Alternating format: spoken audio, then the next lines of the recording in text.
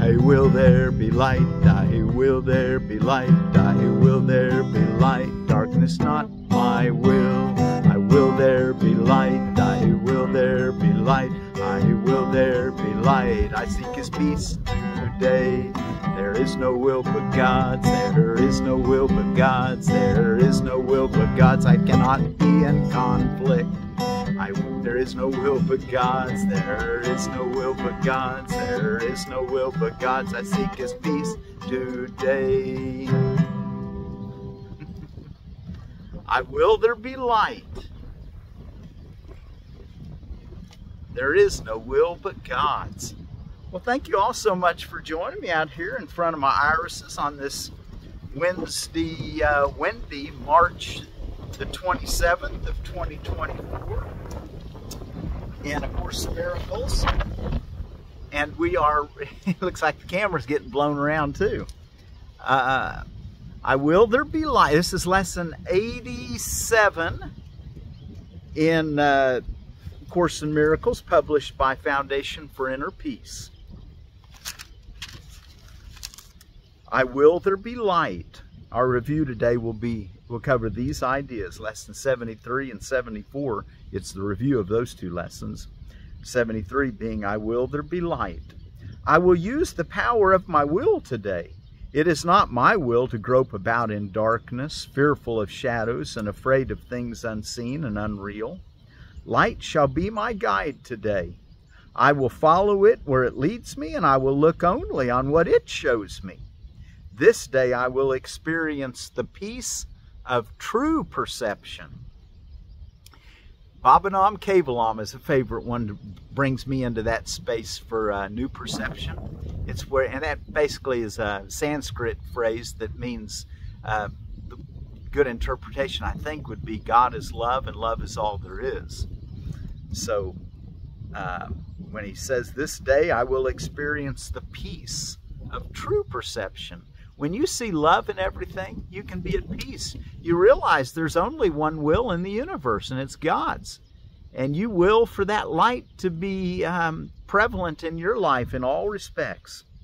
These forms of this idea would be helpful for specific applications under I will there be light. So if you're tempted, you might say, tempted to see something other than the light of God in your day-to-day world. This cannot hide the light I will to see. Or you might say, of whatever's trying to pull you back into the darkness, you stand with might, you stand in light with me, and then name the person that's giving you a little difficulty. I stand with light, you stand with me in light, and then name the person. Or you might say, in the light, this will look differently. I must be seeing in the darkness or not seeing what is in the light, because it seems like it's fearful and tragic and terrible in many respects. But we can look beyond that and see that God's guidance and his light, his ever-present will, is ever-present now. You know, I've said yesterday, you don't have to die to get to heaven. Matter of fact, transition from this world to the next world is almost not even noticeable to those that are living the life now. That's what we want to get to. There is no will but God's. I am safe today because there is no will but God's. I can become afraid only when I believe there is another will. I can become afraid only when I believe there is another will. Or if I can make that camera a little tighter so that it doesn't blow around so much. I don't know if I can. Just may have to, this may have to be what we have today. I can become afraid only when I believe there is another will. A good friend of mine told me one time, she said, there's only one will. It would kind of play on words on me being a will. I am safe today because there is no will but God's. I can become afraid only when I believe there is another will other than the will of God. I try to attack only when I am afraid, and only when I try to attack can I believe that my eternal safety is threatened. Today I will recognize that all this has not occurred. I am safe because there is no will but God's. I am safe because there is no will but God's. These are some useful forms of this idea for specific application. Let me perceive this in accordance with the will of God. You could say that when you see something that's not seeming to be the kingdom of heaven. You could say, and mean it, say, let me perceive this in accordance with the will of God. And that's just another way of saying, thy will be done on earth as it is in heaven. Or you might say, it is God's will, you are his son. Name the person that's giving you a little difficulty and say, so if someone's giving you a little difficulty and you're not sure how to get beyond it, realize they're part of the one will with you. And say, it is God's will, you are his son, name the person, and mine as well. It's my will also that you are God's son. Line yourself up with what's real, even if you're not feeling it in the moment, even if you're seeing something different. Remember, this is a path to changing our perception from what is unholy to what is holy, to what is sad to what is joyful, from what is tragic to what is peaceful. Or you might say, if you get tempted, this is part of God's will for me, however I may see it. A friend of mine told me one time, he said, if you know how I know this is God's will? I said, oh, how do you know that? It was my friend Daniel. And he said, because it's going on. It's happening. He said, nothing can happen in the universe that's not God's will. And that is true. We just need to be able to see that only love is real, life is real, truth is real. That's all that's real. There is no death. Okay, there is no will but God's. And then our other one, so in the morning, you'll say, I will there be light, and use that. And then sometime in the afternoon, switch over to there is no will but God's, and give that the latter part of your day's consideration. Be sure to do 2 15-minute practice periods, one focusing in the morning on I will there be light, and then in the evening on there is no will but God's. Okay, well, let's go look at our text reading. And we are ready to start chapter 11, God or the Ego. And as you are flipping to there, if you'd like to follow along, which I encourage you to, but certainly not necessary, unless you want to watch for mistakes I made. Like yesterday, I said insanity when I should have said sanity, and then said sanity where I should have said insanity. Fortunately, I went back and reread it and got it right the second time. But anyway, I do make mistakes is what I'm trying to say. American Red Cross Giving Day. Celebrate Exchange Day. Holy Wednesday. Of course, this is the Holy Week in Christian thinking. And Wednesday, this is not Ash Wednesday.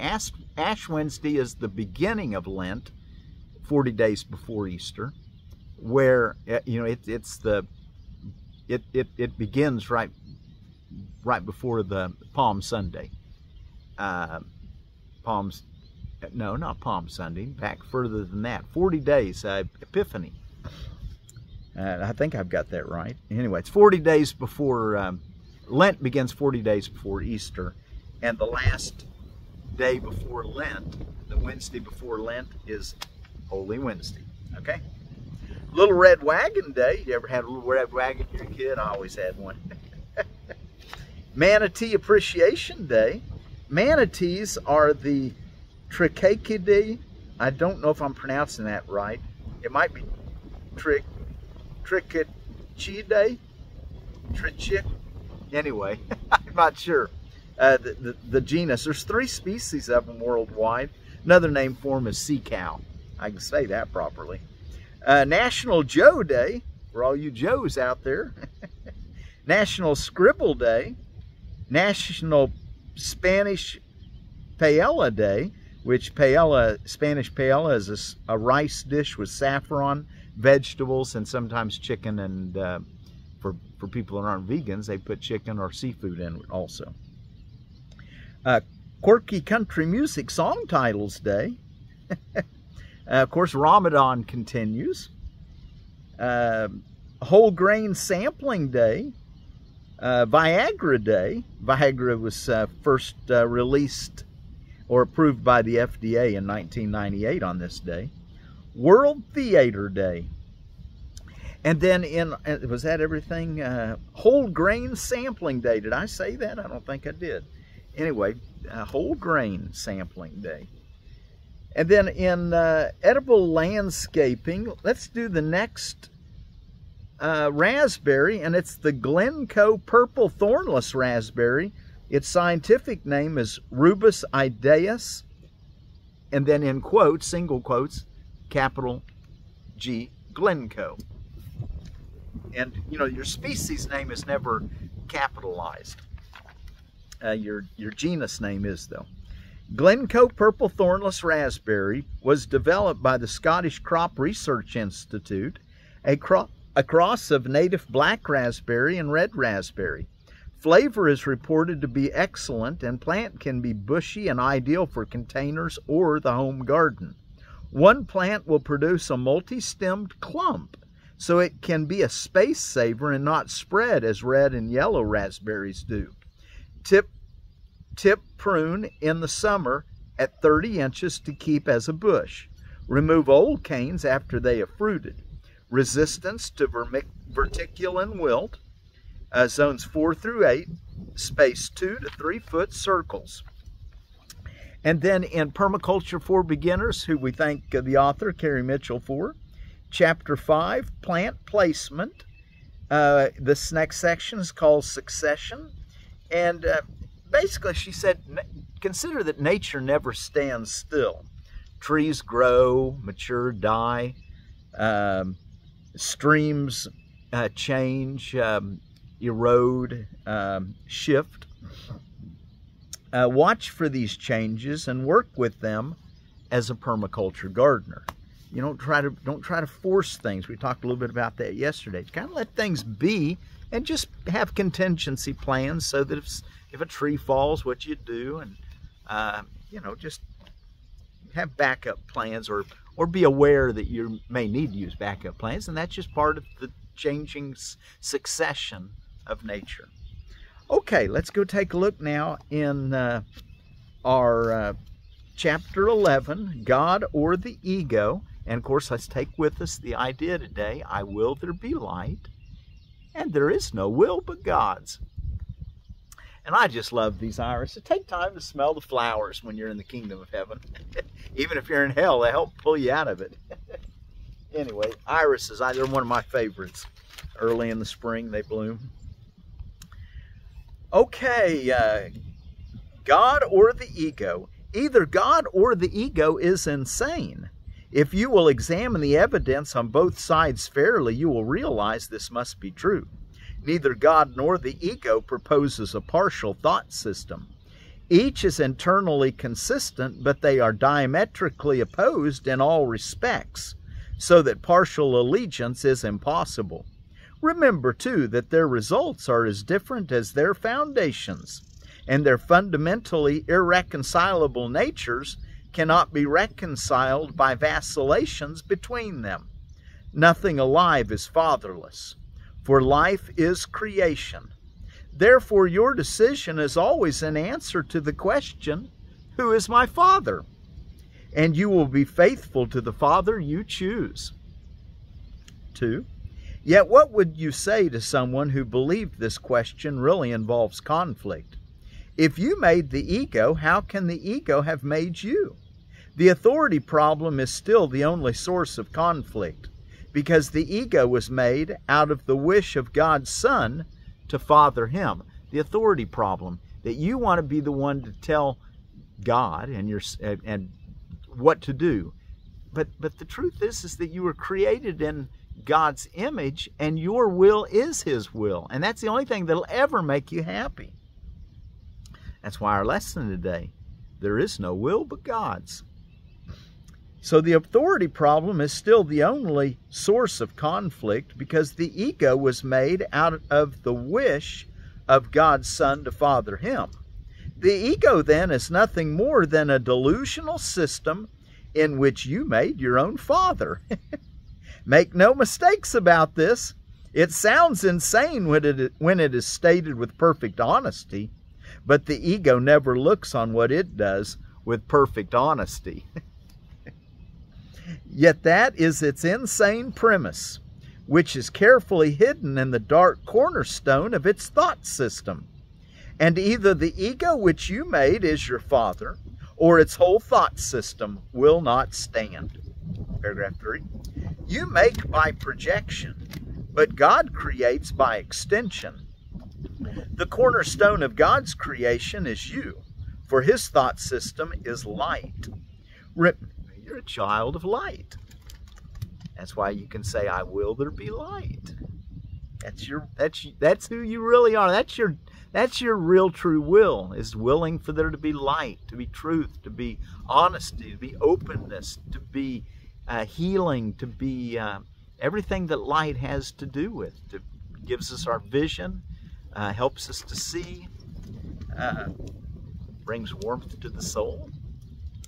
You make by projection, paragraph 3, you make by projection, but God creates by extension. And so we want to learn to extend our love and not to make in opposition to God's will. And remember, we talked yesterday about the difference between make and create as used in Course in Miracles generally. I'm not sure that it's always that way, but I think it is. At least in this version, the Foundation for Inner Peace version, I think they've made every edited make to mean the ego and create to be of God. The original edition, I'm not sure that it's always uses that completely, but generally it does. In a nice way to look at it. You make by projection, but God creates by extension. The cornerstone of God's creation is you, for his thought system is light. Remember the rays that are there unseen. The more you approach the center of his thought system, the clearer the light becomes. The closer you come to the foundation of the ego's thought system, the darker and more obscure becomes the way. Yet even the little spark in your mind is enough to lighten it. Bring this light fearlessly with you and bravely hold it up to the foundation of the ego's thought system. Be willing to judge it with perfect honesty. Open the dark cornerstone of terror on which it rests and bring it out into the light. There you will see that it rested on meaninglessness, and that everything of which you have been afraid was based on nothing. In the last paragraph of this section, we're going to read a little bit out of the next section, but very little. My brother, you are part of God and part of me. When you have at last looked at the ego's foundation without shrinking, you will also have looked upon ours. I come to you from our Father to offer you everything again. Do not refuse it in order to keep a dark cornerstone hidden, for its protection will not save you. I give you the lamp and will go with you. You will not take this journey alone.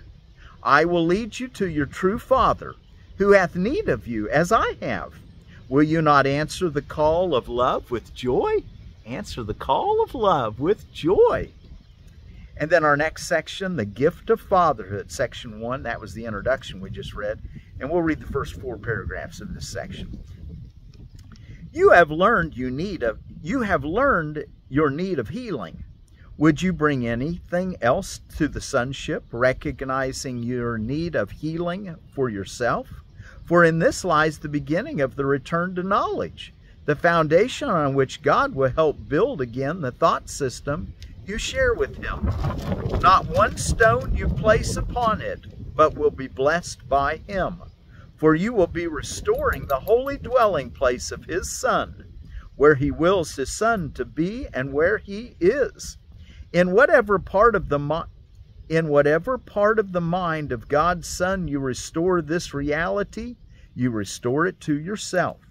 You dwell in the mind of God with your brother, for God himself did not will to be alone. 2. To be alone is to be separated from infinity. But how can this be if infinity has no end? No one can be beyond the limitless, because what has no limits must be everywhere. There are no beginnings and no endings in God, whose universe is himself. Can you exclude yourself from the universe? Can you exclude yourself from the universe? Or from God, who is the universe? I and my Father are one with you, for you are part of us. Do you really believe that part of God can be missing or lost to him? 3. If you were not part of God, his will would not be unified. Is this conceivable? Can part of his mind contain nothing? If your place in his mind cannot be filled by anyone except you, and your filling it was your creation, without you there would be an empty place in God's mind. Extension cannot be blocked, and it has no voids. It continues forever, however much it is denied. Your denial of its reality may arrest it in time, but not in eternity. That is why your creations have not ceased to be extended, and why so much is waiting for your return. You answer the call of love with joy. That's your part. That's your return. And the last paragraph we'll read today, which will paragraph 4. Waiting is possible only in time, but time has no meaning. You who made delay can leave time behind simply by recognizing that neither beginning nor ending were created by the Eternal, who placed no limits on his creation or upon those who create like him. You do not know this simply because you have tried to limit what he created, and so you believe that all creation is limited. How then could you know your creations, having denied infinity?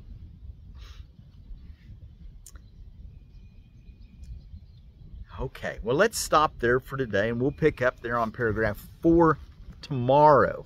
Let's take another look at our lesson for today.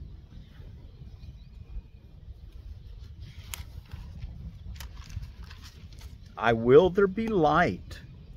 I will use the power of my will today. It is not my will to grope about in darkness, fearful of shadows and afraid of things unseen and unreal. Light shall be my guide today. I will follow it where it leads me, and I will look only on what it shows me.